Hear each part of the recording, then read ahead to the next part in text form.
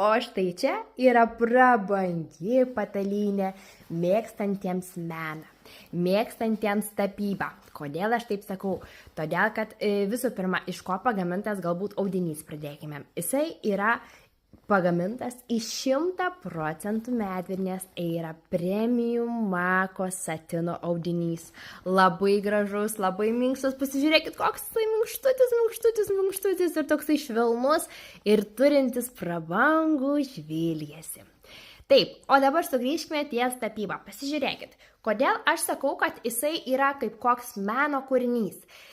Visi ornamentai, kuriuos šiandien matote, jie yra šiek tiek tokie išsilieję, ar ne? Atrodo tokie, kad būtų lyg ir teptuko tokie potėpiai.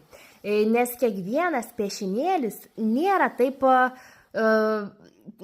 smulkmeniškai nupieštas, ar ne? Man tai, pavyzdžiui, va čionais yra toksai kaip teptuko potėpiai atrodo, bent jau aš kažkada esu tapybą lankius taip labai minimaliai, tai žinokit, va būtent tokio tipo mes ir darydavom visus tokius ornamentus, piešinius, paveikslus. Tai va, tai man čia yra tokia pastelė, tokia piešinys ir dar gal labiau tiksliau paveikslas lovoje.